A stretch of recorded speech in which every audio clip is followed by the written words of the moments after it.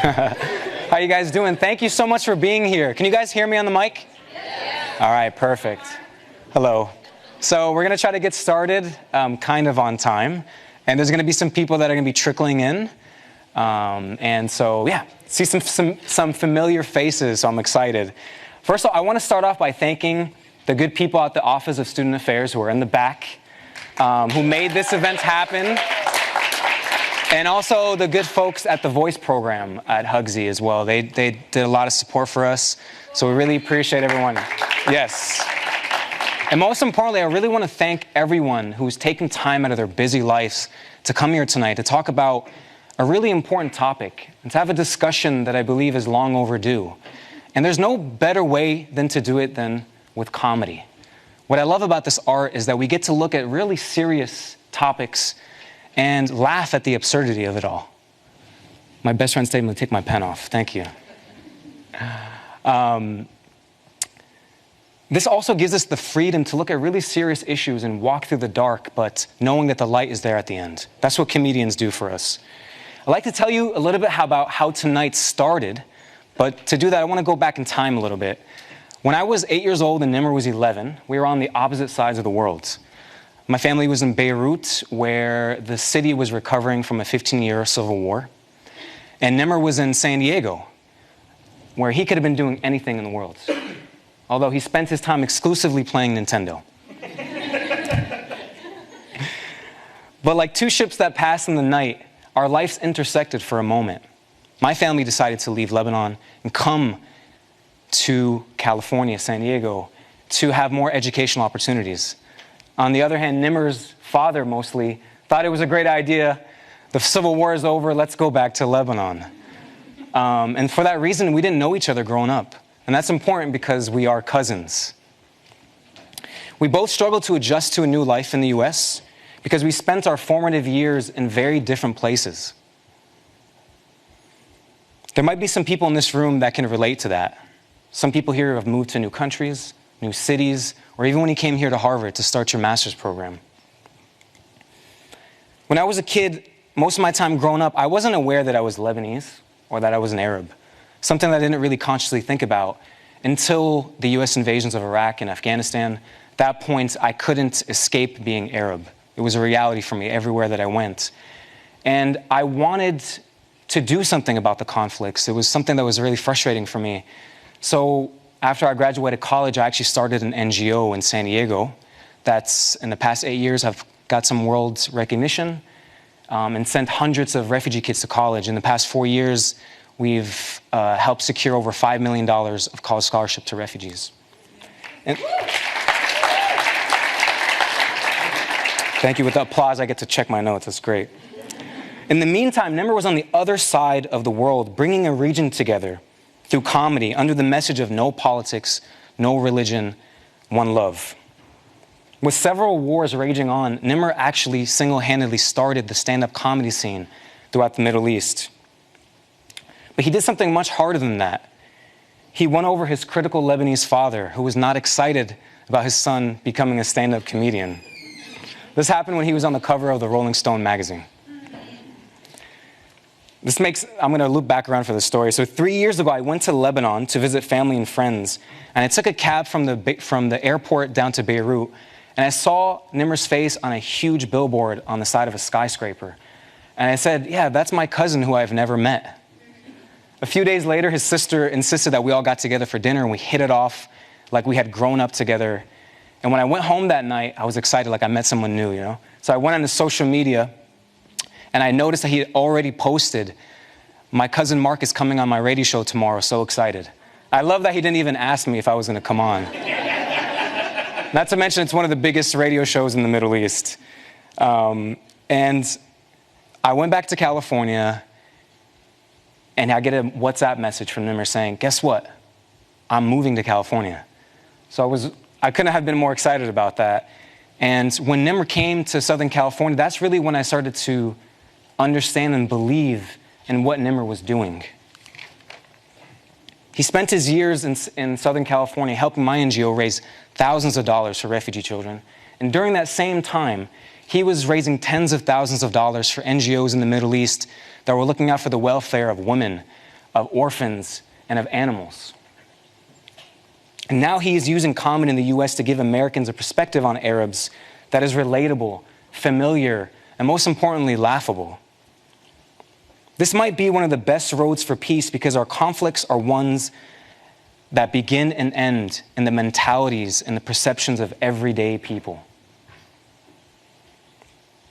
I used to always tell Nimr that you might have gotten the height, the good looks, and the fame, but at least I got Harvard. But I'm so excited to welcome him tonight to this amazing community. And I want to encourage everyone here to engage with Nimr in conversations and questions in the Q&A after his talk, and to come speak to him afterwards, because everyone in this room is going to gain a friend for life in Nimr, whether you know it or not. And so I'm really excited to have him here. I want to give a shout out to Nadine, who's sitting here in the front, who's a huge organizer for this event. And she's going to give a great introduction for Nimr as well, about his past, a little bit more relatable things to what's happening tonight. And so I'd like to have Nadine come up here right now. Hello, everyone. Thank you for being here, and thank you again to OSA for helping us prepare this exciting event. Nimr, a Lebanese American stand-up comedian, is accredited with establishing and pioneering stand-up comedy throughout the Middle East. And until this day, he continues to break barriers and build bridges to unite the people in such a divided region. He has numerous television credits from major networks in the Middle East. Nimr has been seen on CNN and recently appeared on The Nightly Show with Larry Wilmore. In May 2014, he was featured on the cover of Rolling Stone magazine, solidifying his legacy as the biggest name in stand-up comedy in the Middle East. But more importantly, how exceptionally photogenic he is. I think it's the beard or the very sharp jawline. Nimr's shows have sold out across the globe, from every major city, from the US to London, across the Middle East, and his international tour has become the first global comedy event to successfully stretch from the US to the Middle East, with crowds of up to 5,000 people at every show. And lucky us, he is here today with us, with his hilariousness, brilliance, and through laughter and merriment, to leave us as a people closer to one another than when we were before walking into this forum. With a favorable spillover of his successful world tour in 2016, Nimr continues to run his game with a new show, bigger and better than ever. As Mark mentioned, No Politics, No Religion, One Love, which will make its mark on 2017 as not only a show the likes of which the world has never witnessed before, but will be one that the world really, really needs today. Ladies and gentlemen, his name is Nimr, which in Arabic means tiger. Coincidence? I think not. Tigers are on top of their food chain, and Nimr, you are definitely on top of your game. And we are fortunate to have a demonstration of this all today. Nimr, your efforts and unique contributions in dismantling negative stereotypes of the region and your undying persistence in extending horizons of knowledge through humor are some of the many reasons why I really have hope in the Middle East, with both its conflict and its beauty, that it will rise to its potential soon enough. Nimr, it gives us a great pleasure to have you here tonight, and we're excited to have the wonderful HGSE community hear you speak to us and to move us. And a little PS, my mom is even more excited to have the Lebanese comedian here with me today. She's literally been sending me jokes to share with you, to show you, to show you how funny I am. But that's something that will take place offline. So, seriously, like when we were trying to plan this whole event for you guys, I would literally try to throw in jokes, like this is my chance to show them that I'm really, really, really funny. And so I think it worked. I hope it worked. Everyone sit back, relax, and enjoy this talk. And we do have a lot of time at the end for Q&A for all your hopefully burning questions. So without any further ado, Nimr. Thank you. Nadine, thank you. Thank you so much. Thank you. No pressure. Thank you guys so much for what you said. That's very kind. Mark, I expected it because we're related. But Nadine, that was also very kind as well, since we're not related. Who cares about Mark anyways? Mark, very proud of you. Obviously, you're the first in our family to go to Harvard, I believe, which is incredible. And I made it too. I got a sweater. They gave me a sweater. So I'm just going to admit the fact that I didn't come here and just wear the sweater and act like it. All right, so first of all, thank you all for coming. This is incredible. When we first walked in here, they told me people were here early. I said, there's no way there are any Arabs, and I was right. So I'm glad that the Arabs that are here are still keeping in our culture. Oh, trust me, you came after we made that comment. Don't worry. So much confidence. No, we were here 5 minutes ago. Yes. Today we're going to be talking about a thing. First of all, before we do this, it's very important to me that anyone in the crowd today that has any questions, when I mean any, I'm a comedian, so political correctness is not in this room at all. And we have a whole anonymous thing set up for people to ask questions anonymously. So if you don't want to identify with that question, but if you have any question, and I mean anything, you should ask. This is the best time to ask, no matter what you think it is. If you want to ask what you think might be offensive questions, if you want to ask what you think might be prejudice or racist questions, they're not. If they're a question, it needs to be answered. I come from a unique viewpoint, and we're going to talk about that today, that we're not going to arrive anywhere if we wear gloves when we're talking to one another, if we're always afraid of the consequences. And I will never dismiss, and I'm going to get back to this in the talk, I will never dismiss anyone's feelings as racist or prejudiced. I mean anyone. Even people who've called me very negative stereotypes, using the N-word with sand, I would rather not repeat it here, when I was in Oklahoma, or using other kind of words to describe me and my people, no problem. All of these people I ended up becoming friends with. So I really encourage you, because I think the biggest problem facing Arabs today is our fault, the Arabs' fault. So I want to say that off the bat. I don't believe that any American that has a negative perception of anyone from the Middle East is to be blamed. And I mean that. After I become super famous here and everybody's seen my shows, then we can hold you accountable. But at the moment, 100%, I do not believe any misconception you have about the Middle East is unwarranted.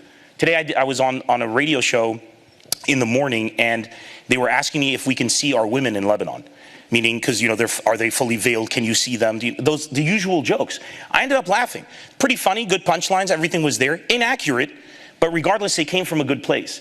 We started the radio show, and in between the commercial breaks, I guess they, warmed up to me, they liked me. One of the people opened up his phone and Googled Lebanon and just exclaimed mid-interview, he was like, this place is gorgeous. It looks like Italy. Look at the beaches, my God, the women, the whole thing. Now, if I had sat down with that guy and he said, can you see your women? And I said, you know what, screw you, man. That prejudice kind of thing, you're totally, and I walked out. We would have never arrived to that point where he said, this place is gorgeous. The women are beautiful. And then I would have been able to tell him about the food and make up all these lies about my country and how beautiful it is. Because he's never going to go. So I can be liberal, you know what I'm saying? But I mean, what I'm trying to say is that had I blocked him out or dismissed him as immediately as somebody being prejudiced, it wouldn't have worked. I don't want people here, especially black people, African Americans, to think that I'm extending this unto them. And in the case of black people, I understand if somebody's being racist against you, then that doesn't stand because you guys live together. But I'm talking about being an Arab. We have the worst PR machine in the history of mankind is the Arab PR machine. If there's any PR classes here, all you got to do is study the history of the Middle East, and it's a textbook of what not to do when it comes to PR. Our biggest export, and I'm going to throw political correctness right out the window, and anybody who disagrees with what I say, please, when we go for Q&A, tell me and be as real as you want. I'm a comic. I just want to remind that to all of you. Like, I make a career out of not being careful with what I say. The Middle East happens to be a crazy place, but it also happens to be my home. I grew up in San Diego, and when I was 11 years old, I went out to Lebanon in '93. My dad said we should go back to Beirut, and I quote, where it's safe. Now, the funny thing is, my dad kind of had an interesting viewpoint. When I was growing up in San Diego, they would send sketches back to our homes of these guys who were like, watch out, this dude kidnapped a kid, or there's a pedophile, or etc. And there was DARE. I don't know if you guys remember DARE, Say No to Drugs, which was the worst anti-drug campaign in history, because they made it like say no to drug, don't have heroin, which you can get for like $25 from Big Tony. Like, they made it cool, and people started going for drugs more, and it had a totally opposite effect. My parents are Arab. Anybody who's here who's ethnic, whether you're black, Latino, Asian, or even some white people, I think old school, will understand how parents have a tendency, and Jewish, which is the exact same, by the way, as Arab, 100% have a tendency to blow things out of proportion like you've never. So if you tell my dad or my mom that a kid was kidnapped in Oklahoma and we're living in San Diego, then that means tomorrow my children will be raped and killed. That's the only logical conclusion that you can make. My parents wanted to go to Beirut because Beirut happens to be, and still is today, this probably one of the safest places in the world. It's a place where a woman, and these aren't lies, by the way, it's a place where a woman could walk around on the street at 3 a.m. without any fear whatsoever. It's a place where we protect everybody around us. It's a place where there aren't any kidnaps or murders or rapes or anything like that, because it's a small country. Lebanon is smaller than San Diego County. It has a population of 4 million people. We've taken in about 3 million Syrian refugees since the conflict began there. And that's almost 100% absorption of our own population. And it is still one of the safest places in the world. Now, it translated perfectly. When we went to Lebanon, it was safe. The only problem, though, is something called war. That's the only risk that you have when you live in Lebanon. But as my dad explained it to me, he said, well, you can hear it coming. But the rapist, he's here. So it was for my dad, there was a very viable reason. Also, there's this, I don't know if it's a myth, I think it is, that Americans don't call their parents or don't visit them when they leave the house, which was unacceptable to my parents. Because if it goes a day without talking to them, it's like it's a complete disaster. We failed as parents. So this was another reason why we went to the Middle East. I came back 3 years ago because I spent the last 17 years, since the year 2000, actively creating the stand-up comedy industry in the Middle East, starting from Beirut, starting from the American University of Beirut, where I studied. Thank you. Which is our Harvard. That's the closest we got. And it's a very rich university in terms of culture. It's been since the late 1800s, and it's seen quite a bit of change. Now, today's talk, to get into it, is really, and by the way, I'm so sorry. We have veterans with us today, and I'd like to just, if we could give them a round of applause and thank them for their service. Thank you for coming. I'm so sorry. I wanted to say that at the top, but everything went to my head when they were talking nice things about me. I forgot. Now, first of all, today I want to do something that I don't think anything's ever been attempted before. I'm about to simplify the Middle East conflict. And I'm going to simplify it big time, because something that I've come to know is that it is one of the simplest conflicts in the world. It is not a conflict that has lasted for hundreds of years. Proof, in Lebanon right now, and in different places in the Middle East, in Israel, Palestine, Lebanon, you can find churches, mosques, and synagogues standing at sometimes even feet apart. Now, if there was conflict, you couldn't have one come up without bringing down the other. This is a recent conflict, and it's a conflict that a lot of people like myself, my generation, have nothing to do with. We were born into it. As my father told me, I was born into war, and I will die in war. Have I ever picked up a gun and fired it? Not once. But I've experienced about 9 different wars and lived through them. I've lost friends to wars. I've been in incredibly close encounters with death because of it, but I've never actually fought a war because these wars aren't mine. All I want to do is like play video games and have a good time and see my friends. And that's what a lot of people in the Middle East want to do. So today I'm going to start out by simplifying the Middle East, the conflict. Then I'm going to move on to tell you guys what the Middle East is in reality, or my reality. Afterwards, I'm going to move on and discuss what I believe the solution is to the Middle East. And hopefully that'll convince you that Arabs are truly America's imaginary enemy. That there is no enemy here. America and the Middle East happen to be on the literal same page and ironically fighting the identical enemy. But we have the biggest casualty of this war and this conflict has been the understanding between the people.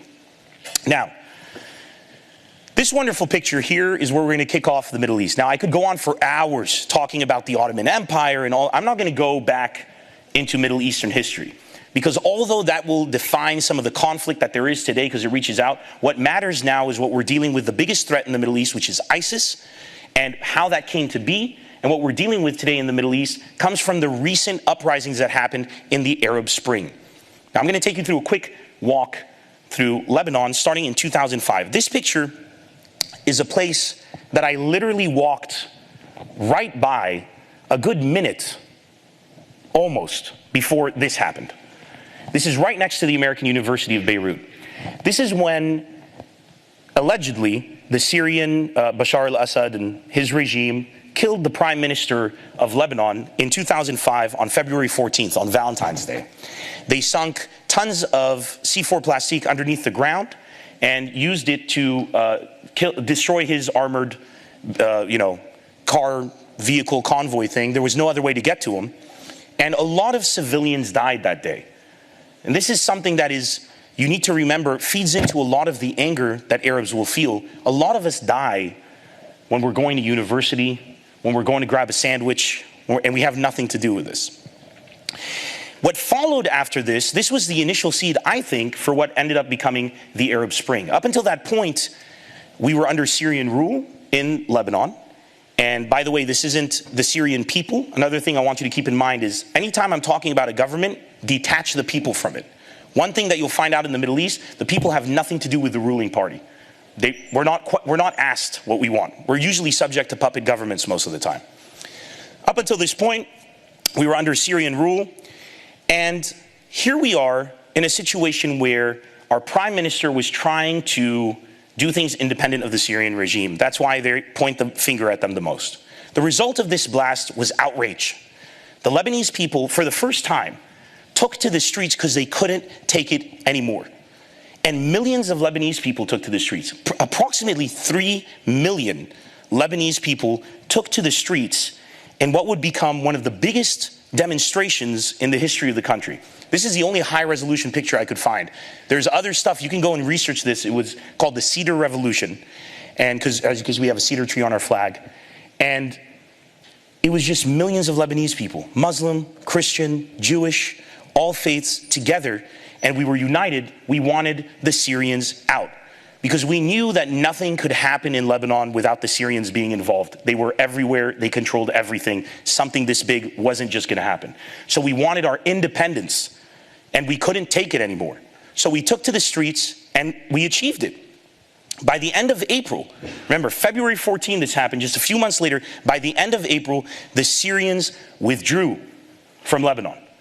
Now, they withdrew, and despite having in Lebanon supporters, and a large number of supporters, especially in a certain sect of the Muslims who are affiliated with Hezbollah, they still withdrew, and no war happened in Lebanon. This is very important. Lebanon has had a civil war for over 30 years. Muslims killed Muslims, Jews killed Jews, Christians killed Christians, and everything in between. Christians against Muslims, and Muslims against Jews, and Jews against Christians, and Jews and Muslims. And the alliances shifted. And then Russia came in, America came in, Saudi Arabia, Iran, pick a country. China came in for the hummus. And then, basically, we learned from that civil war when it finished, and I went back in '93, we were all still there. All of us. Literally, all of us. Just a lot less of us. We lost brain capital, we lost a lot of good people, and there we were, the same people, having a civil war building to building, neighbor to neighbor. It was insane. So we learned from it. So even though we had disagreements in our population, it did not lead to war. That's why Lebanon to this day is one of the most stable places in the Middle East. They beat that into us. We were beaten down by so much death and destruction that we learned. We've become very wise. Now, when the Syrians withdrew, we were promised by the Syrian ruling power that if we withdraw, we will bring your country down on top of you. What followed was a huge amount of political assassinations through car bombings, through just horrifying shootings, and anything you could imagine. Over the next years, the entire opposition in the government was eliminated. 14 people were assassinated. It was a very rough time. This also is the time when we started stand-up comedy officially, not an amateur thing in the Middle East. I'll get back to that. Now, this happened in Lebanon. The Syrians went out. Arabs took note. Holy shit, the Lebanese were able to make a change. In June 2009, in Iran, millions took to the streets to protest at the time the president there, Ahmadinejad, who wanted to get up for re-election. They created a human chain of about 150,000 people, and regardless, the results of the election came in Ahmadinejad's favor, and they weren't exactly maybe legit. What ended up happening is 4 days of protests happened, what was called the Green Revolution in support of the opposition to Ahmadinejad. They carried green kind of, this is the picture from there. They had a lot of green banners, and they were silent demonstrations. There were no slogans. There was nothing that was said. Regardless, the government at the time shut them down. 150 people approximately died in clashes with police in 4 days. Here you have another blow taken to, can the people really do something? Tunisia, December 17, 2010. I'd like to give a trigger warning to whoever's looking at the screen. I'll swipe over this picture, but because it's important. The next picture is going to be of a Tunisian man called Mohamed Bouazizi, who lit himself on fire to protest the enormous gap between the rich and the poor in Tunisia. This was what started the Arab Spring. In Tunisia, the outrage at this image was insane. All across the Middle East, it was felt. It was against the government of a ruler called Zain al-Abidin bin Ali. He'd been in power since 1987, and you will see this is a recurring theme with regimes in the Middle East. He was forced to flee because of demonstrations that erupted after Mohamed Bouazizi to Saudi Arabia on January 14, 2011. Victory for the people. At the time, that's what it was seen. In Lebanon, we were very scared because we knew that the power vacuum isn't safe. Egypt, January 25, 2011 in Cairo, the president there, Hosni Mubarak, had been in power for almost 30 years. These demonstrations happened, the uprising happened, there's extreme poverty in Egypt, and once again, the wealth differential between literally less than 1% of the population, the majority, is beyond your wildest imagination. You're talking extreme poverty or ridiculous wealth and unbelievable levels of corruption. No opportunities, no jobs. In many cases, these Arabs were rising because they wanted to have jobs.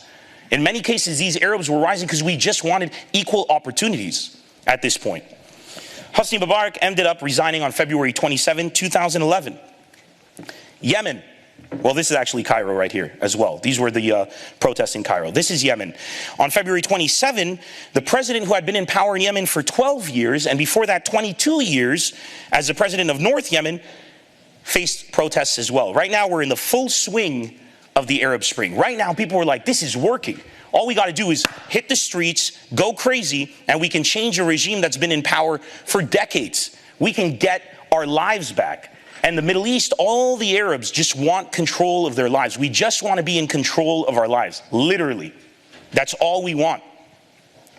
Now that it was in full swing, Syria followed. In March of 2011, the uprising began in Syria, which would eventually result in the civil war today, which once again in Lebanon, we were terrified of. We saw the uprising and we understood. We understood that the elements were not in place for there to be a power vacuum. We knew that Bashar al-Assad, who we did not like, and some people did, but we knew that he ruled with an iron fist, and we knew removing that iron fist, kind of like what happened in Iraq when Saddam Hussein fell, might not be the best idea if you don't have a solid backup plan. Lebanese became super cautious. We stopped demonstrating. We stopped everywhere. Like, guys, relax, because this isn't looking good. We could see where it was going. Then we have this dude. This guy's a character. This is Muammar al-Gaddafi. Gaddafi was the ruler of Libya for, geez, how long? Dude, I don't even know. Like, forever. Like, maybe 40, 50. Muammar al-Gaddafi was insane. Like, no, I do think that he was actually insane. He used to say the weirdest stuff. He once proposed a solution to the Palestinian-Israeli conflict, which I thought was the funniest thing I ever saw in my life. He had a whole press conference and he had a map. He had a whole thing. He goes, solution is simple. You have Israel. Then he flips a page, which we call Israel, right? And then he goes, you have Palestine, which we call Palestine. And he goes, the solution is, and he flips the page and it's a new map and he says, Isratin. And that was his, this is not even made up. I'm not even making this up. So this was his genius approach. One of the most corrupt, evil people in the world. Just as corrupt and evil as Saddam Hussein, just as corrupt and evil as every single ruler in the Middle East that I've mentioned so far. all right? When I say corrupt and evil, I don't mean like steals money, corrupt, I mean like will rape women, corrupt. I mean will destroy entire villages for speaking out against him, once corrupt, and stealing all the money and the wealth from the people. What happened now is you have Libya going crazy. This is the state of the Middle East right here. Jordan, Saudi Arabia, and Bahrain, which are all kingdoms, started to feel heat from their people as well. Now, they all had success, Jordan, Saudi Arabia, and Bahrain, in shutting down the people because of varying reasons. In Jordan, the king enjoys quite a bit of, he's liked by the people, so it helps. And some people don't like him, so it was easier for him to stay in power. Saudi Arabia and Bahrain had different methods. Bahrain was heavy-handed, shutting down the protesters. Saudi Arabia was they basically paid them off. It was they're like, what do you want? They're like, we want this. They're like, how about $350 million? Everybody's like, oh, we're cool. We're cool. Some of the protests in Saudi Arabia were kind of ridiculous. People wanted places to drive their cars so that they could do wheelies. I'm not even making this up. I swear, I'm being very real with you. Now, what happened is this. We had a power vacuum. In that power vacuum, an organization started to flourish called ISIS, which I'm sure you've heard of. ISIS was created by a guy called Zarqawi, who was the head of the Al-Qaeda branch in Iraq, which I'm sure some of the veterans here know very well about this conflict. He went on to form ISIS, and we're going to circle back to ISIS in a second. But I want you to just note that this was originally happy, like kind of ish. You know, people were out. We were fighting. We were getting our freedom back. At the time, the naivety was doing this was going to end up resulting in a great Middle East. We're going to have the power back, democratic elections. One thing that a lot of people didn't realize is it's hard to go from a 30, 40-year-old dictatorship to suddenly giving the people choice. Not because the people aren't good enough. It's just, it takes time to slip into that system. Barack Obama said one of the biggest mistakes in Libya was that we toppled the government without a backup plan. Yes, you need at least a backup plan because you can't do something that monumental. We're not talking about switching your internet service provider. We're talking, unless you're with Comcast, but we're talking, which by the way, it's ridiculous at this point, but we're talking about taking away the entire way of life for multiple generations. Your father, the kids, you know what I'm saying? Like, this isn't an easy adjustment. ISIS took hold in the power vacuum and they began to rise. We're going to circle back to ISIS in a bit, but I want to show you these pictures.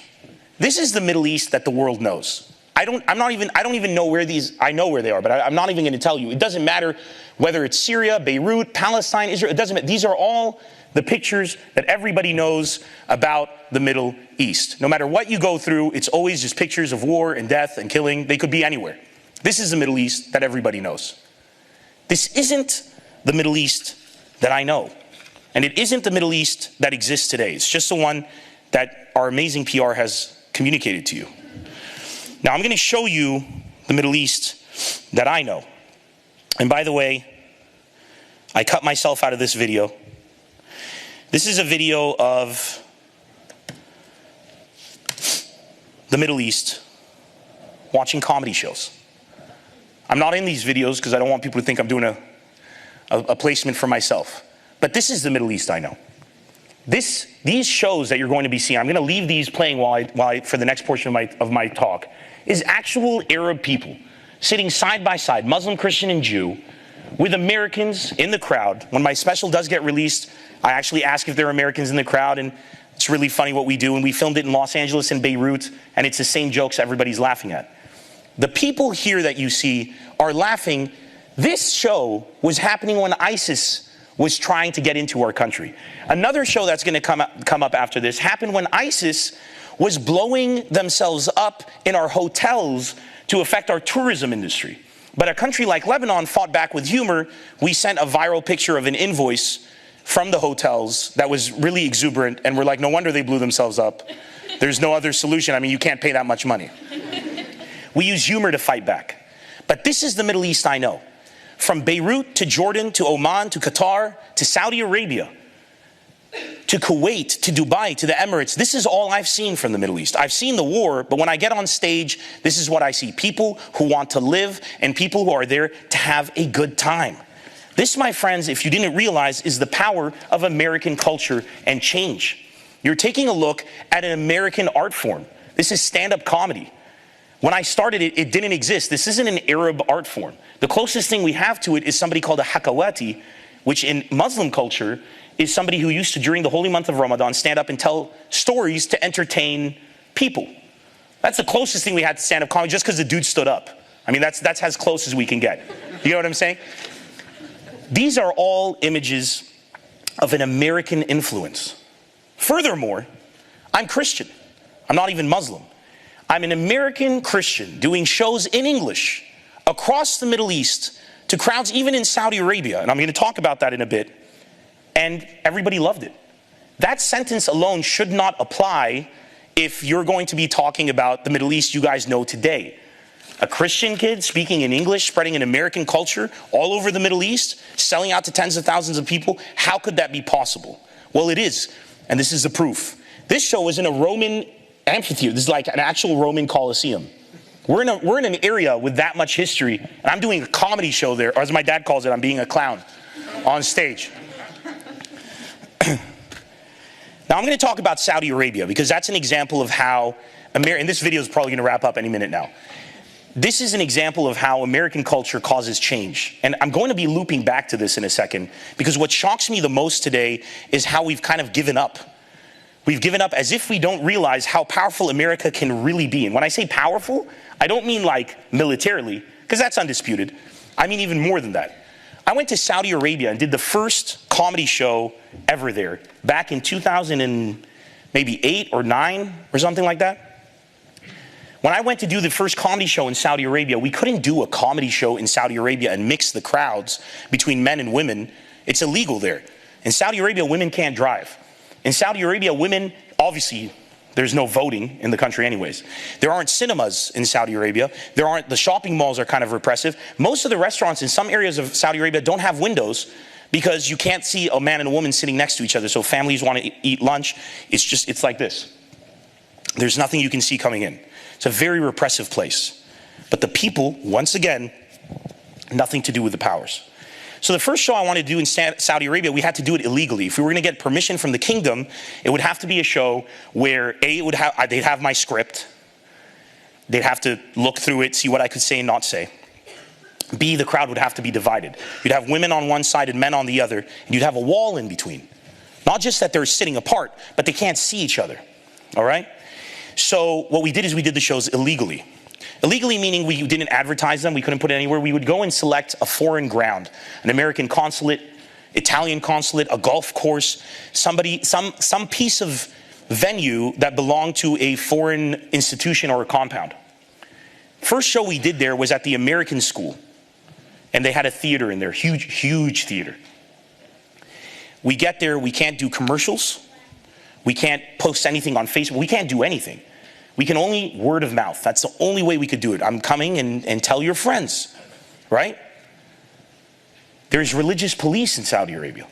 Does anybody know what the religious police is? A few people know. Religious police are people who have the power of the king on the streets. If they see a woman showing a bit of ankle, or like I once I was at a mall and I accidentally bumped into a woman, barely, and it really was an accident. She made the biggest scene ever. Because if somebody from the religious police saw us bumping into each other and she didn't make the biggest scene ever, then she liked it, which could result in being whipped in the street. And if you end up dying because of it, it's no big deal. Lashing, all that kind of stuff. The religious police are terrifying. If you do something against the kingdom, you will disappear. So we also had them to deal with. First show there, we do it by word of mouth at the American school. Word of mouth. Over 3,000 people showed up, Saudi Arabians. No marketing.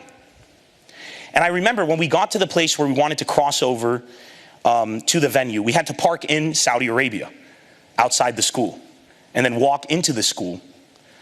And that's about 3 minutes to walk into the patch where the school actually is. And I was walking with about 1,000 Saudi Arabians. The other 2,000 were late. I'm serious. 1,000 Saudi Arabians and me were walking in silence. It was the weirdest thing I had ever experienced. We weren't talking to each other. Everyone was terrified. I wasn't. I don't know why I wasn't, but I always felt like this was how it was meant to be. I'm walking. The women are in groups with their male sponsors, the men who drove them there, usually their brother or their cousin, husbands. Fully covered, the women fully veiled. When we got to the American school, literally when our feet set foot on the American school, it became a celebration. The women, the veils went right off. They were dressed underneath. They have different clothes. And in Saudi Arabia, I found out a lot of the women who are some of the most beautiful women I've ever seen in my life they have the best fashion sense I've ever, but they have to hide it all the time, right? Veils went right off. Everybody started hugging everyone. It was literally a celebration. The show lasted for over 4 hours. And it didn't really have anything to do with my comedic ability. It was just like, I finished an hour and a half, and they're like, no, stay. I'm like, really? Yeah. And then as soon as I'd start, they'd be like, so how's your father? How's the family? What ended up happening is that show was such a success that we had just developed a formula where the people had an escape, right? They could go watch a comedy show and be united all together in this place. But, it was illegal or whatever. But, we kind of had a hook. We're doing it on a foreign ground, so technically, but if the religious police ever catch it, we're screwed. But why would they? We're not advertising. Unfortunately, something the Arabs do a lot is when something is successful, a lot of people imitate. So if you have a local market in a place with a population of maybe 600 people, in 2 years, there'll be 18 local markets because everybody's like, oh, he's making money, and then nobody makes money. What ended up happening is now they're like, oh, we can do comedy shows. Now everybody's a comedian now in Saudi Arabia. I had done about 4 or 5 shows. It had become huge. I went to every place in Saudi, Jeddah, Riyadh, Khobar, right? These are the 3 main territories. Thousands of people were showing up. It became like a cultural revolution. It was awesome. Other people started doing it, and then the BBC caught wind of it. And the BBC were like, let's do a story, an expose on the budding stand-up comedy industry in Saudi Arabia. And the guy who promotes my shows is British, okay? And he was dumb enough to say, yeah, come on down to a show that he was organizing with local comics. They came in, they filmed it. Even though they had permission, they filmed it like they were in there secretly, like all the angles were from the bottom or whatever.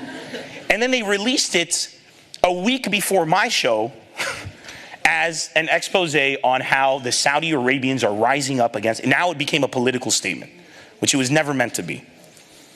I arrive to do my show. I didn't know this. We get to do my show. I'm doing a show, I think it was in Jeddah or Riyadh. I get them confused. And it was a pretty big show. 2,000 people. It was going to be 3 nights.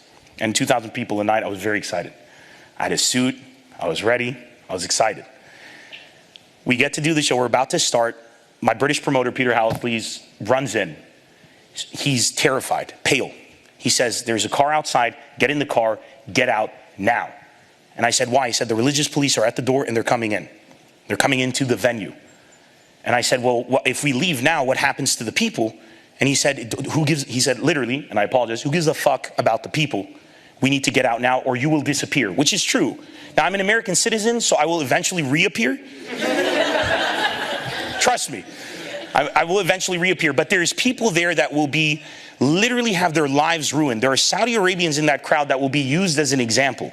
Anybody in that crowd who's related to a king or a queen or whatever, they will never show them. But all the civilians, they're going to get the brunt of it. It's going to destroy stand-up comedy. I couldn't have that. I told Peter that's not acceptable. We need to make sure they don't get in. He's like, you're on your own. I'm getting the hell out of here. I said, no, you're not. You're staying. This is all your fault and your stupid BBC thing. I took he had a pair of Bluetooth headphones.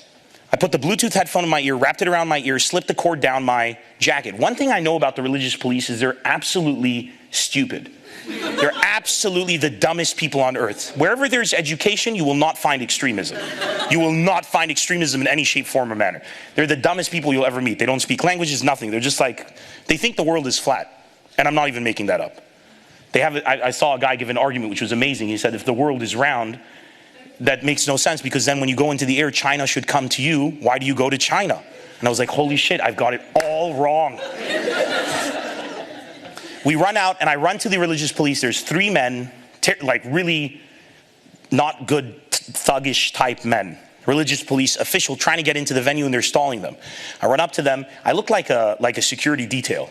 I was in much better shape than now. I was pretty ripped. I had my suit on. I had it buttoned up and I had my, nothing. But I had it. In my mind, I was there. Like I was Jason Bourne, for real, it was dope.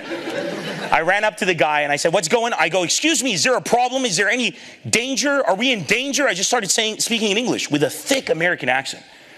Obviously, they had no idea what I was saying. Very few words. Danger, danger. I said, Ambassador Smith, is he in danger? Ambassador Smith was the name of the American ambassador.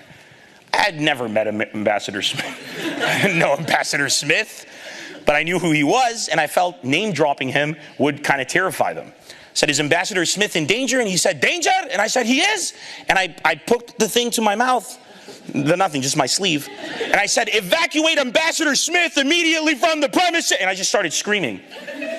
And the guy's like, no, no, no. Because if there's an international incident involving the American ambassador, he disappears. Do you understand? His king will be like, okay, you know, we had a good run, goodbye. He goes, no, don't get, and then this other guy who speaks some kind of English started translating for us. I understood what he was saying in Arabic. I'm not going to act like I knew. And he goes, we want to know who's organized, what is this event? I said, it's Ambassador Smith's birthday. And he said, birthday? I said, yeah, birthday. He goes, birthday. I go, happy birthday to you. So he could get it. I'm not making an iota of this story up, by the way. My promoter was standing to the side. I've never seen a British person sweat this much, and they drink like you've never seen anyone drink before. Like, just he was going to have a heart attack. The guy goes to me, who organized the birthday? And I said, let me introduce you. So I call Peter. I'm like, Peter, come. They want to know who organized the event. Now, Peter, at this point in time, has lost all control of his bowel. Like, this guy is terrible. He's terrified. He's like, what are you doing? I'm like, they want to know who organized the event. And he goes, no, don't. I'm like, I'm just going to give them the name. So I gave them the details of Peter's competition. Basically, that's what I did. I just wanted to mess with Peter for a bit. So we gave him Peter's competition, mainly because Peter's competition was backed up by a king. So it helped, right? They're like, oh no, this company is owned by this king or whatever. So by like a prince, sorry. So they went. And then we put on the show, and the people, when I went on stage, people knew that the religious police were outside. They were terrified. We actually put the show on, and it was incredible. That is what American culture can do. If you're going to be an American, but just like the veterans we have today, bravery, everything, these are American traits, as much as they are Arab traits. That night, if I had bolted like a coward, we wouldn't have been able to continue with this. And I went back a few months ago, 2 months ago to be exact, for the first ever legal show in Saudi Arabia, because after the king died, his son took power, who's American educated, studied in America, and this is the influence of American culture. He abolished the religious police. They no longer exist. And he set up something called the Ministry of Entertainment. And they put on a show, a legal show where the crowd could mix. And that just happened because of all of these things we were doing. That's a huge evolution in the rhetoric in that country. Most importantly, the only restriction I have to sign a paper now before I go on that says, you know, you can't speak politics or, you know, religion, which I'm fine with, I don't do. No partial nudity. So full nudity was fine. I remember, I'm like, so full nudity weekend? And the guy's like, no, no, no. And I'm like, that's one of the many stories about what I went through in the Middle East when we were bringing stand-up comedy to that region. Some of the stuff that were pivotal in creating this entire environment. Now, I mentioned America several times here. I want to make it important because something has happened that is very, very strange. Nobody seems to understand that Seinfeld, Friends, Frasier, the movies are the biggest things in the Middle East. Like the biggest comedy shows are these American sitcoms. People love America. Now, when Donald Trump said the majority of Muslims hate America, that was false. But I don't blame him. And I don't blame anyone who voted for him who believed that, because in their perception, that's what they see. But it's not true. The majority of Muslims do not hate America. The majority of Muslims, and I'm talking about 99.9% of the Muslims in this world, and I'm saying this as a Christian, hate ISIS and they hate extremism. And you can take that from me. But you wouldn't know it because they're busy being refugees, they're busy running from their homes, they're busy being killed. So it's kind of hard to fight against that PR. I'm privileged enough to be able to do that, so I'm kind of talking on their behalf right now. Now, this power of change that American culture is not to be trifled. Something weird has happened. We've given up. America has given up on the Middle East. And in that way, it's given up on itself. I want to read a quote from a book that I read recently called The Rise of ISIS, Black Flags, The Rise of ISIS. It's by an author called Joby Warwick. And I highly recommend, if anybody's interested in the topic, to read it. It's a great book. He made a very powerful distinction between Osama bin Laden and the founder of ISIS, which is a guy called Abu Musab al-Zarqawi. Okay? There's a distinction. We in the Middle East know it. For us, Al-Qaeda, and in America knows this, Al-Qaeda is a walk in the park compared to ISIS. This is an organization, you've seen what they've been doing. Beheadings, killings, complete ethnic cleansings, ruining sites, libraries, religious sites, churches, mosques, and synagogues. Just ridiculous. The most ridiculous stuff you've ever seen. Extremism in its purest, most ultimate form. He says Osama bin Laden had sought to liberate Muslim nations gradually from corrupting Western influences so they could someday unify as a single Islamic theocracy or caliphate. Zarqawi, who made ISIS, in contrast, insisted he would create his caliphate immediately, right now. He would seek to usher in God's kingdom, as he puts it, on earth through acts of unthinkable savagery, believing correctly that theatrical displays of extreme violence, beheadings, killings, burnings, would attract the most hardened jihadists to his cause and frighten everyone else into submission. Frighten everyone else into submission. And he won. We're fighting a war that we've already lost. America is fighting a war that it's already lost. The Middle East is fighting a war that it's already lost. We've all been frightened into submission. ISIS has been effective for only one reason, because we've allowed it. ISIS is not a force. They started out, they're literally keyboard warriors that have been recruited mainly through Twitter. This is a terrorist organization that built itself through tweets and favorites and retweets. When we fought them in Lebanon, militarily, we decimated them at the border. The soldiers were like, this is ISIS? They were fighting. If you go and see videos of ISIS, dude, there's one of the leaders in ISIS. I saw a video when I was doing the research. By the way, I'm definitely on a list for the research I've been doing for this talk. One of the leaders in ISIS is destroying America. We will deal with the infidels. And he's wearing Ray-Bans. He's wearing freaking Ray-Bans. They're wearing caps. They go into war filming it with iPhones, using internet that America created. GPS location to tag it. That is an American luxury that's given to the world. It's absurd. They're fighting in slippers. Like literally, imagine DJ Khaled, right? DJ Khaled with a machine gun. This is what these guys look like. I'm not even making, go and check it out. They're wearing literal, what do you call, slides? They're going into war with slides like stop. It doesn't, there's no tactical, these are not a force worthy of the respect we're giving them as an enemy. But we've allowed them because our original tendency, and this is to blame on the Arabs, is that as soon as ISIS came to power, everybody was like, of course they did. Because Muslims are all crazy. And the Middle East is full of Muslims. And there's nobody else there. And also because the Middle East will never be better. And look at them, they're all crazy. They're all insane. That was the biggest mistake. Because what we ended up letting happen is we let ISIS take over. They're freaking running around with American weapons that they took from Iraqis. Because they were able to infiltrate ideologically support amongst the people. What people? The poor people. People who don't know better. The masses, because they've been under dictatorial rule for generations. Their dictators made sure that they were stupid, so they could be easier to control. Do not be surprised if ISIS finds a foothold in some areas, and I mean some, of Iraq or Syria. Syria, there was a power vacuum, right? People were being killed and slaughtered by the President Bashar al-Assad, the opposition. Some people in Syria are very pro-Bashar al-Assad. And I'm not going to get into who's right or who's wrong. I'll never get into that. That's not my place. I'm just giving it as it is. They were being slaughtered. They turned around for support. They looked to America. They didn't get it. They didn't get it. Anybody knows that.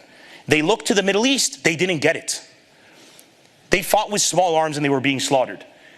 Let's keep that going for a few weeks. Your kids are getting killed. Everybody's getting killed. You're going to turn to your next alternative. ISIS. They filled that power vacuum. They came in, they were so sweet. They took care of them. They gave them hospitals. They set up free education. That's how it started. They infiltrated the villages and then they took control and then you couldn't escape. And now you're in a situation in the Middle East where America needs to be very careful and the world needs to be very careful because letting ISIS stay one more day means all of the children in all of those villages are being indoctrinated and they're being brainwashed. Literally, a kid, dude, if you grow up knowing nothing but hatred, that's all you're going to know. If you take a look, and for all the black people that are here, if you know and look very recently into your history, you'll know that a lot of people who were born into the world of slavery saw it as a natural thing. They saw that enslaving people made sense. When you're born into something, you come to expect it. The only reason I see things differently is because I came here. When I lived in the US and then I went back, I'm like, whoa, it's not how it's supposed to be. Now, it's time that we define the conflict, because we've just allowed thousands of people to usurp millions. Millions. Is the conflict in the Middle East the Muslim world versus the Western world? No. It's a bunch of radical people who happen to be born into a Muslim faith, but trust me, they are not Muslim. Nobody in ISIS is a Muslim. Saying they're Muslim is basically me saying I'm, what's the girl's name from Beauty and the Beast? That's basically me. Do you get what I'm saying? It doesn't ring true. If you're a Muslim, you don't go and kill people. You don't kill women and children. This isn't what you do. It's not how it works. And if some of you think that's how it works, ask me, and I'll tell you why it's not how it works. We're in an ideological war. Is it extremists versus moderates? No, it's worse than that. This isn't extremism versus moderatism. This is an ideological war where you have people who believe that God is giving them a higher purpose. You have geeks from everywhere, from Belgium to England to... We don't know any of these people from ISIS. They aren't from our neighborhoods. We're not seeing them from... They don't speak our native tongue. You got Jihadi John and the Belgium butcher and the, I don't know, all these kind of people coming in. These are people being recruited from around the world because they're deranged. These are people that are coming in because they believe that God has a bigger plan for them and that they're going to be incredible. And now they get all these virgins, and sex is promised to them. Money is promised to them. Status is promised to them. That's what they're coming for. That's not the Middle East. That's like 30,000. Are we going to let 30,000 people define our lives like this? It's absurd. This brings me to what I believe the solution is. And that's why I wanted to make it very clear that I want to throw political correctness out the window. Love trumps hate. You remember that? During the election? I thought that was fascinating, because you had like a philosophical kind of discussion going on right there. Love does not trump hate. There is no situation in the world where love is the solution. Love does not trump hate in any shape. Nobody's ever died from a hug. Ever. Well, my grandmother, but I mean, nobody, like, she was great, but I mean, nobody's really... Hate, right now, 30,000 people, that's ISIS, have defined one of the oldest civilizations in the world. Talk about having a base to build on, a legacy, right? Language was created by Arabs. The concept of the number zero. Some of the most advanced doctor methods in the world. Surgeries. Light years advanced from the European. This is a civilization with a history. Religion was created there, for Christ's sake. Muslim, Christian, and Jew. Some of the most wise texts came out of there, right? But we've allowed 30,000 people to define that. That's what we've allowed. Because the solution so far has been, spread the love. It doesn't do anything. Syrian refugees, you saw what happened yesterday in Syria with the chemical attacks. We've allowed refugees to become defined as the thing that they're fleeing. We've allowed that to happen. And when I say we, I mean Arabs and Americans. Americans because this is a war that they're fighting. Arabs because it's a war we're not helping win. And we can't allow this to continue anymore. Refugees flee a situation, that means they aren't the situation. You can't flee a situation if you like it. You hang out if that's the case. Are there refugees who are going to take advantage and run and try to infiltrate and they're not really refugees, they're doing terrorist attacks? Of course. But let's be honest, we know when we take a look at children and piled up in bodies that that's not the case. Another thing you got to understand, in the Middle East there is no political correctness. I've seen public hangings. I saw piles of babies without heads. I've seen tons of stuff on TV that are shown to us that they use propaganda so that when they do want to do something extreme, they say, well, don't you see what they're doing to us? And they point to it. And it's very effective. Not in Lebanon, but in other places it works. Zarqawi, when he went to Iraq, he did something very smart before ISIS became.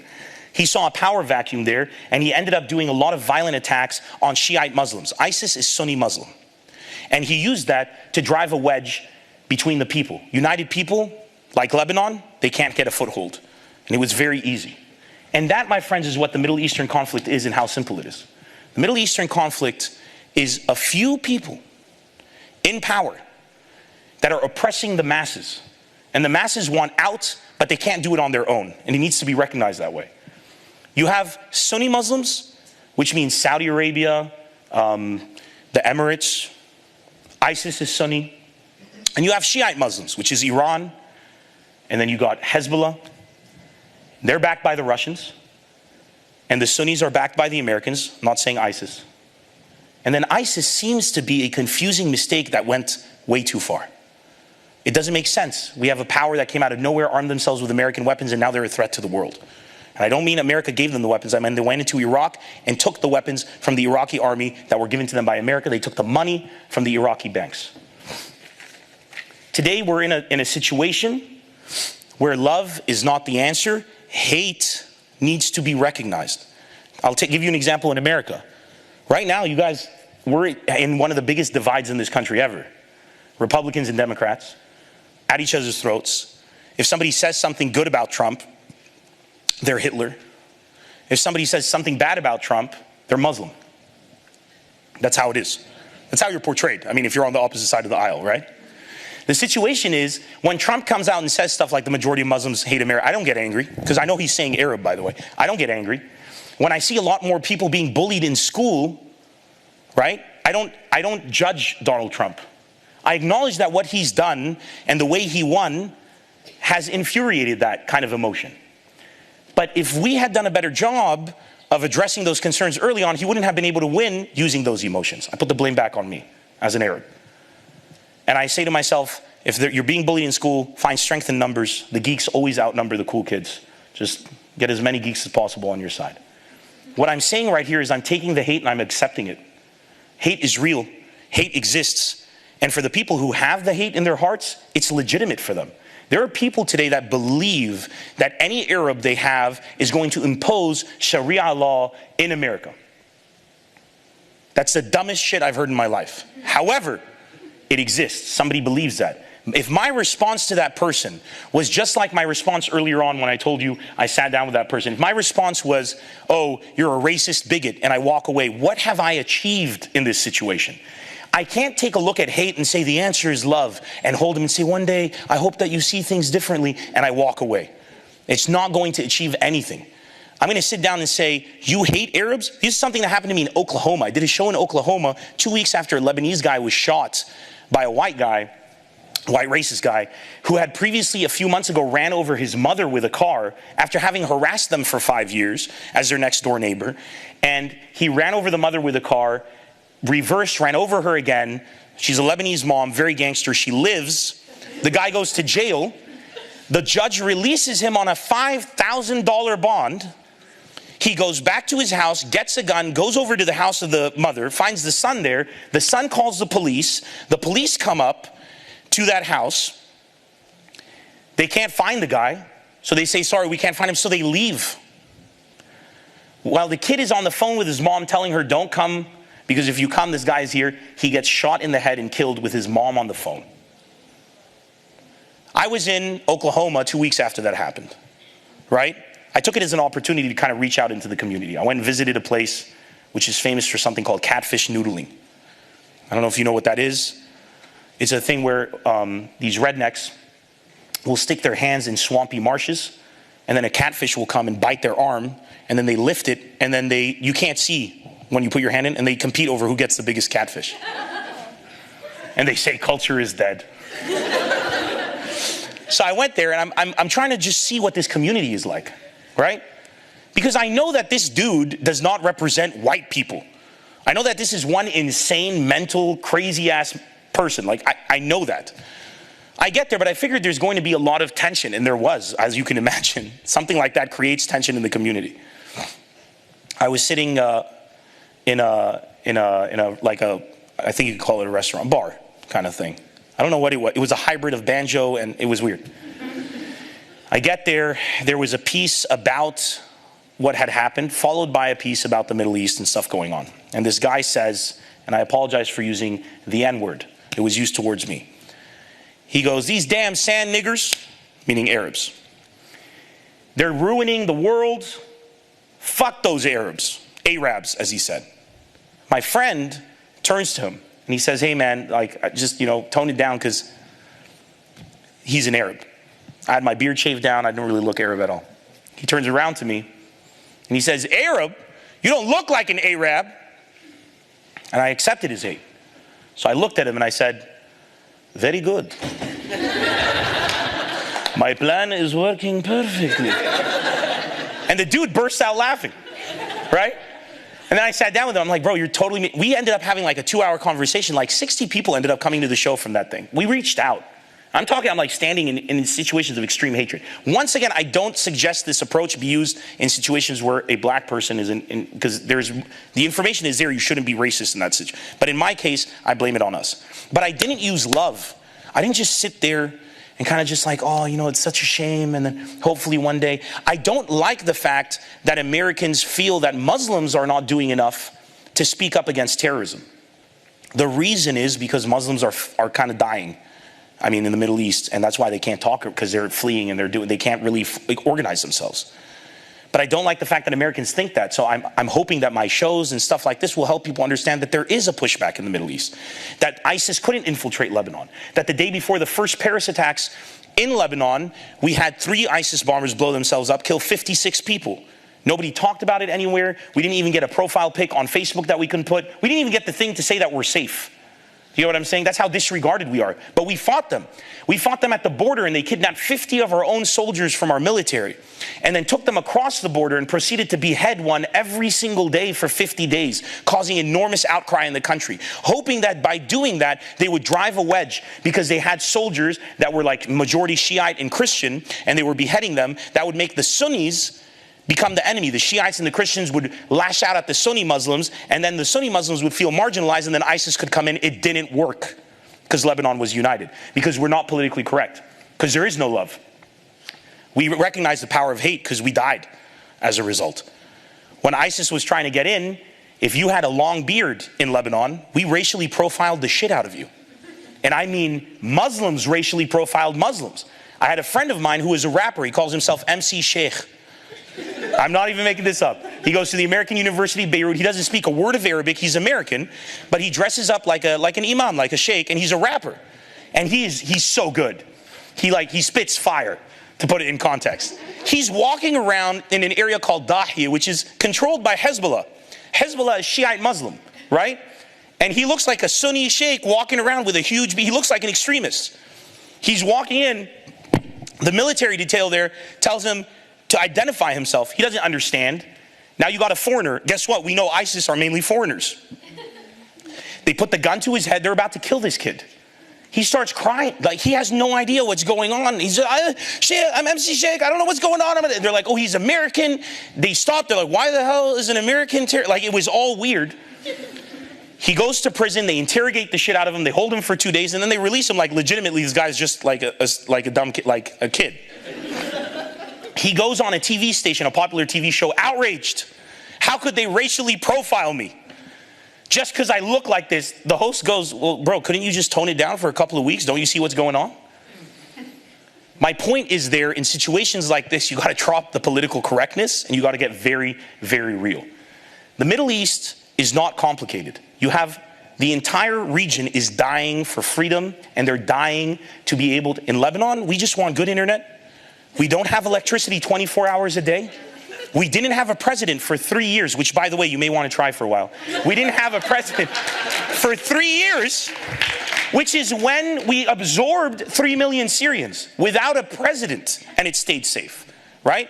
We just want electricity 24 hours a day, which we don't have. We just want internet to be fast enough to watch Netflix, which opened in the Middle East, and now they're like, there's Netflix in Lebanon, but it took us like 20 minutes to download the announcement, so it doesn't even make sense at that point. We want jobs. We want wages to increase. We want to be able to love and be loved. We want our families to be happy. We want to provide.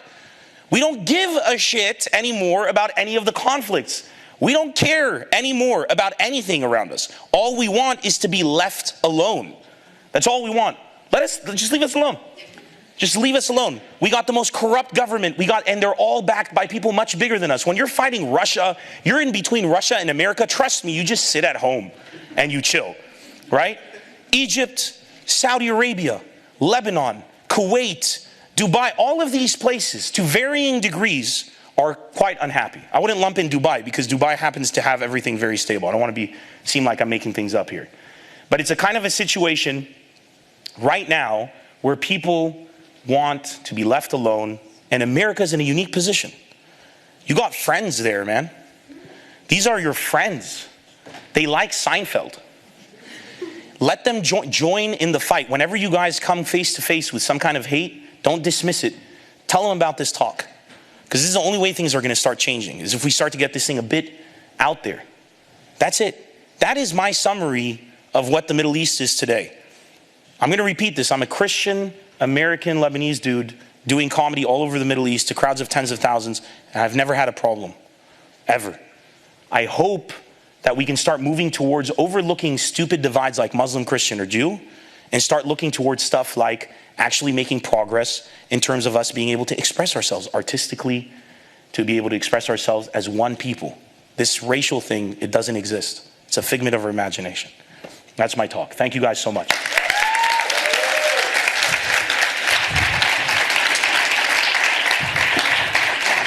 Thank you, Nimr. So we're going to take, Nimr's going to have a seat. I am? Okay. He's going to have a seat right here, and I'm going to join him. And right now we're going to give some time for some Q&A after the talk. I have up here, you guys, who here goes to school at Hugsy? Raise your hand. You probably used this poll thing before. So you can actually go to pollev.com / I'm sorry, I just opened this account, now it's my name, Markabon259, which looks like on the right you can actually submit an anonymous question if you don't want to, if you want to make it anonymous. On the left you can actually text it 37607 and you text Markabon259 if you want to ask a question. And then we have two people who are doing mic runs. Where are they? Andy right here and Sam are going to go get a mic. And you guys can actually ask questions right from where you're sitting. So formulate your questions right now that you want to ask Nimr. And in the meantime, this is Andy, one of the mic runners. He played professional soccer. Can run with the best of them. And I'm going to start off the discussion with Nimr asking a few questions, okay? All right. All right. Thank you, Nimr. Thank you. Appreciate the talk. Thank you. And please ask whatever you guys really, go the distance, Muslim, Christian, whatever you want. So I want to ask you, Nimr, what kinds of impacts on the Middle East think could happen if Jewish and Arab communities in the U.S. become closer and grow bonds together here in the U.S.? What do you think that could happen? What kind of impact do you think that could happen? Well, first of all, Jewish and Arab, I don't know if we have any Jewish people here. I'm not asking you to, we do? Okay, fantastic. It just seemed weird. Any Jews? No, but I mean, they're... Safe space. Anybody who is Jewish, if you ever sit down with an Arab family, you'll be shocked at how incredibly identical we are, because we're pretty much the same people. So, our parents all want us to be doctors. They all want, nothing is good enough for them. We have the same stuff in common. And, if we come together, I think if Arab communities and Jewish communities come together, then we will help eliminate, if we do it in the US, it'll reverberate back in the Middle East.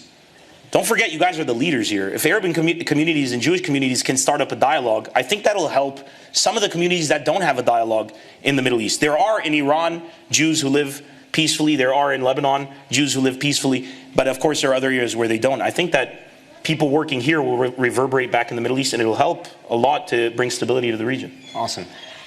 I want to ask you again about comedy too. Other than yourself, has there been any other American comedians that have gone to the Arab world, to the Muslim world? Yeah. And Dave what kind of receptions do they get? Dave Chappelle was there a couple of months ago. Kevin Hart was there. Reggie Watts, if you guys know him, I actually brought Reggie myself. I took him to Saudi Arabia and they stopped us. Reggie Watts has a huge afro, and we had to make him tie it down because Saudi's like super conservative. And when we went there, the guy looked at him and he goes, how's he going to eat salad? His hair is going to fall in it. And then he thought it was the funniest joke he heard in his life, and he wouldn't stop laughing. And Reggie was like, ha ha, and he had no idea what it was. Look, you name it, they've been there. I mean, lots of great comics. Chris Rock is hopefully coming soon. Seinfeld, I know that there's, active trying to get him out there. We brought out so many comics. Musicians have been out there, from the Red Hot Chili Peppers. Sia was just there. Snoop Dogg was there. Snoop Dogg. Which was awesome, because there was like, in Lebanon there's the hash. Yeah. And he was like, and this police officer goes and gives him like a tree, which was the weirdest. And Snoop was like, am I being set up? Like, he had no idea what was going on. I was like, no, it's from my garden. So it was like He even put us in one of his songs. And there's a video clip called I'm the Homie. If you see it, it's all filmed in Lebanon. There's like police officers with guns posing next to him like they thought he was cool. So why do you think that they get such a great reception in the Middle East? American artists? These American artists. Because dude, that's all we listen to. The #1 radio show in the Middle East, my show, is American Top 40. Like, that's the #1 show. Arabic music is atrocious.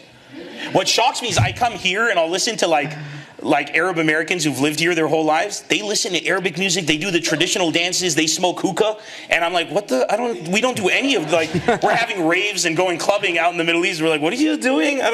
So it's kind of difficult to relate with them here, which is funny, because they left, and then they get clingy to the culture, which makes sense when you leave your home.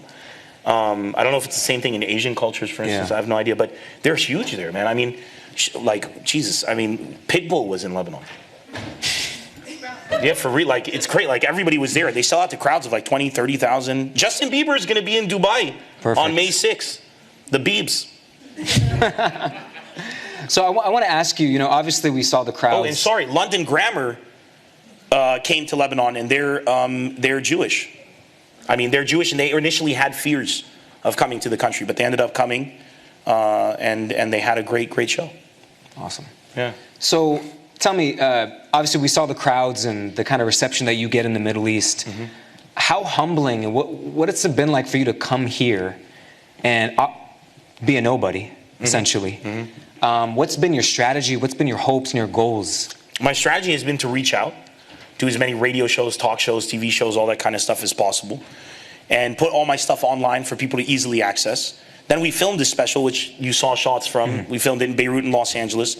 And the strategy is to get it onto like Netflix or HBO so that it can be easily accessible by Americans. Because I figure that if American people watch a comedy special filmed in Beirut and Los Angeles, and they don't realize until it's done that they just laughed at a show that was in Beirut, meaning they just laughed with a bunch of Arabs and a bunch of Americans at the same thing, I think that'll do more progress to change perception of the Middle East than any talk you can give.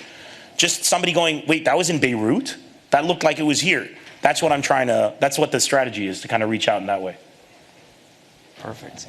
So you guys can see the questions are kind of coming in. So people that want to be anonymous. So Nimr can take a look at the questions.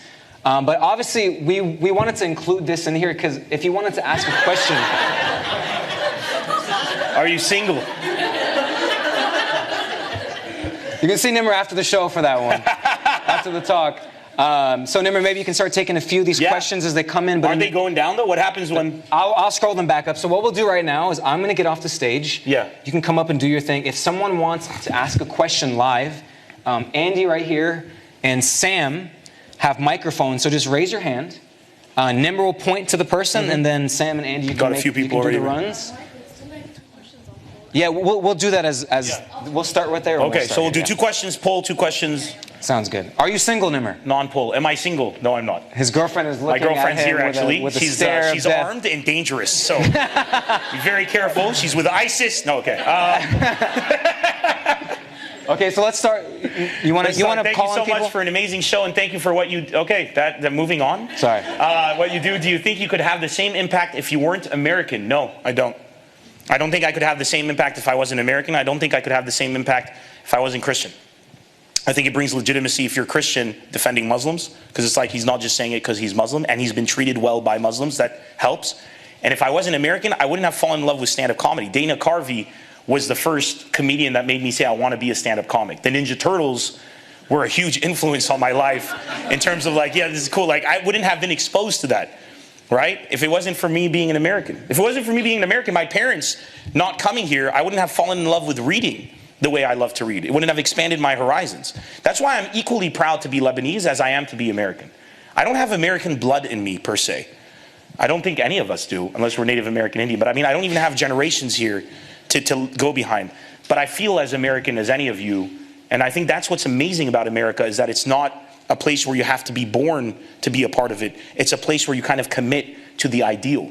And that's what I think inspired me to believe that I can make a difference. Because if you can make it, if you can make a country out of people who think they can make a difference, then you can change a region like that. So definitely no, America is a big part of me. How does enjoyment of American media translate into acceptance of more Western ideas like homosexuality? Recently in Lebanon, about a month ago, the LGBT community celebrated a great victory. It's the first country now in the Middle East, I don't know about Israel, but I mean Israel's side, because I don't know their laws, that has made it, it's not illegal anymore to be gay. They actually ratified, yeah, it's true. They removed the law. There was a law that if you were gay, that you could go to jail. It was never enforced. In Lebanon, my country. It was never enforced. We have a lot of famous gay people in Lebanon. It was just like one of those ancient archaic laws, and it kind of stayed. And the LGBTQ community, rallied for it. They have an account, LGBTQ Lebanon. You can go check it out online if you guys want to see. And they post some of the stuff. They're treated, and when I say they're, I'm sorry, it sounds kind of condescending, but I mean, the LGBTQ community is treated very, very well in Lebanon.